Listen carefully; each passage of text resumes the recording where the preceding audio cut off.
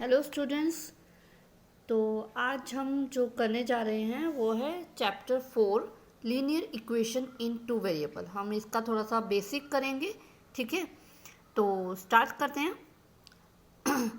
Linear, सबसे पहले हम इसका मीनिंग समझते हैं, हम एक्चुअली करने क्या जा रहे हैं। लीनियर इक्वेशन, जैसा कि आप पॉलिनोमियल में पहले ही पढ़ चुके हैं कि लीनियर इक्वेशन वो होती है जिसकी जो डिग्री है वो 1 हो, उसे हम लीनियर इक्वेशन कहते हैं। फॉर एग्जांपल आपके पास 7x + 2 = 0।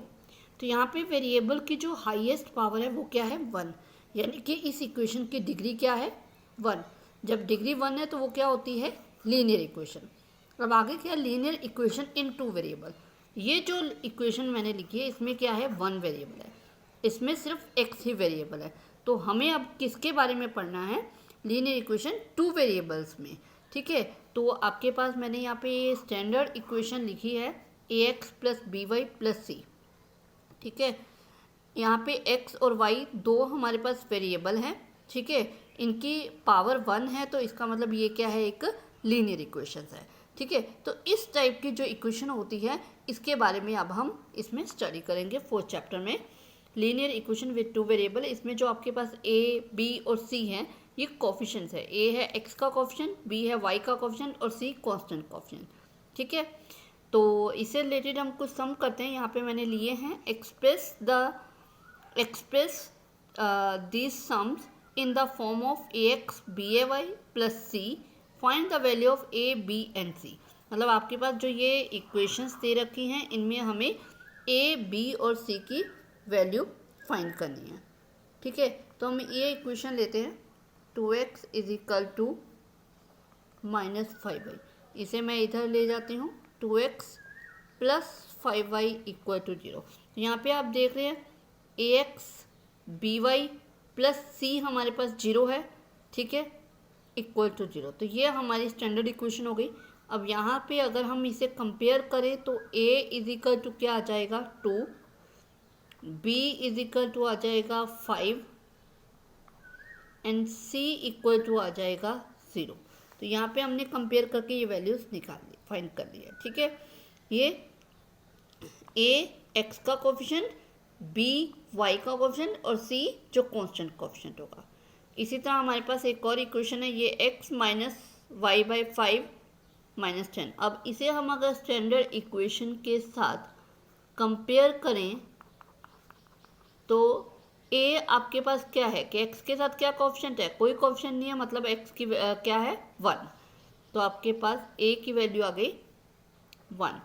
इसी तरह b आपके पास है -1/5, ठीक है। y को अगर आप -1/5 से मल्टीप्लाई करो तो वो आ जाएगा -y/5, ठीक है। तो आपके पास जो y का कोफिशिएंट है वो क्या है, -1/5। इसी तरह कांस्टेंट वैल्यू क्या है आपके पास, कांस्टेंट यानी जिसके साथ कोई वेरिएबल नहीं होता। तो यहाँ पे है आपके पास c = -10, ठीक है। तो ये हमने इन दो इक्वेशंस को हमने स्टैंडर्ड इक्वेशन के साथ कंपेयर करके a, b, c और c की वैल्यू फाइंड कर दी, ठीक है। आगे चलते हैं। आगे हम बात करते हैं कि जब हमारे पास इस टाइप की इक्वेशन होती है, लीनियर इक्वेशन होती है, तो इसके कितने नंबर ऑफ सॉल्यूशंस हम फाइंड कर सकते हैं। सबसे पहले हम 1 वेरिएबल इक्वेशन की बात करते हैं। ये मैंने एक 1 वेरिएबल इक्वेशन ली है, इसका हम कितने सॉल्यूशन का मतलब ये है कि लेफ्ट हैंड साइड इक्वल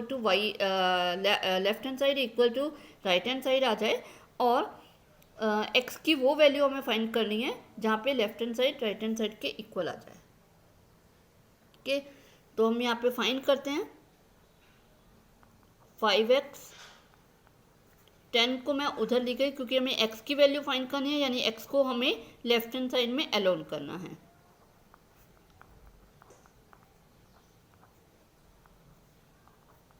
ये -2। अब इसे अगर हम इस इक्वेशन में पुट करते हैं तो जो लेफ्ट हैंड साइड है वो राइट हैंड साइड के इक्वल आ जाएगी। पुट वेरीफाई करते हैं।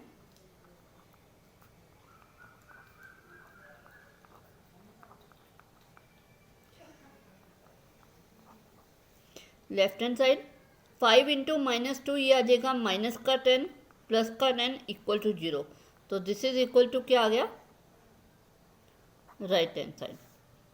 ठीक है, तो यहाँ से हमने x की वैल्यू फाइंड की, वो वैल्यू फाइंड की जिसे इसमें पुट करने पे left hand side right hand side के इक्वल आ गए, यानी कि ये इसका सॉल्यूशन आ गया है। तो इसी तरह हमें ये जो टू वेरिएबल इक्वेशंस है इसमें x और y की, यानी कि दोनों जो वेरिएबल है हमारे पास, इनमें हमें एक सॉल्यूशन फाइंड करना है, वो वाली वैल्यूज फाइंड करनी है x और y की जहाँ पे left hand side right hand side के इक्वल हो जाए। ठीक है, तो सबसे पहले अब आप देखिए हम कैसे कर सकते हैं। अगर 3y को उधर ले जाएंगे तब भी कोई सॉल्यूशन नहीं निकलेगा। तो जब हमारे पास वन वेरिएबल इक्वेशन थी तो वो तो डायरेक्टली सॉल्व हो गई, और इसमें हमारे पास ये सॉल्यूशन निकल के आ गया x की वैल्यू -2, ये हमारे पास सॉल्यूशन निकल के आ गया। ठीक है, और कोई सॉल्यूशन हमारे पास फाइंड नहीं होगा, लेकिन इसमें हमें फाइंड करने के लिए अपनी तरफ से एक वेरिएबल की वैल्यू पुट करनी पड़ेगी सबसे पहले। ठीक है, फिर उस वैल्यू अपनी तरफ से एक वैल्यू लेंगे, उसको हम पुट करेंगे, वहाँ से हम सेकंड वेरिएबल की वैल्यू फाइंड करेंगे, तो वो हमारा सॉल्यूशन होगा, क्योंकि इसमें हमारे पास दो वेरिएबल है। ठीक है, तो हम लेट x की वैल्यू ले लेते हैं 0, तो ये आ जाएगा 4 0 plus 3y equal to 0। 4 into 0 क्या हो गया 0, तो ये 0 की कोई वैल्यू नहीं रही। 3 जो है वो उधर चला गया डिनोमिनेटर में, तो आपके पास आ जाएगा, यानी कि जब x की वैल्यू 0 है तो y की वैल्यू क्या है 4, तो ये आपका एक सॉल्यूशन आ गया।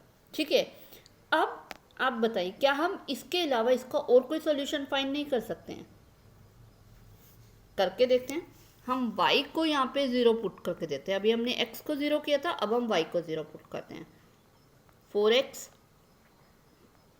टू 0 इक्वल टू 12, 4x 12, क्योंकि 3 इंटू 0 ये तो बन गया 0, 4 चला जाएगा नीचे डिनोमिनेटर में, ये आ गया 3।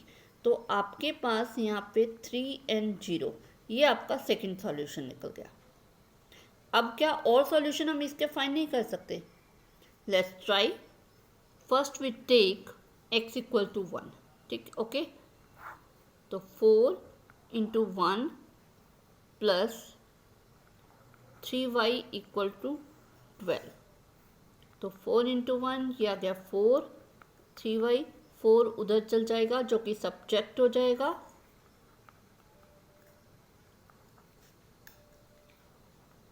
तो y इक्वल टू आ गया 8/3।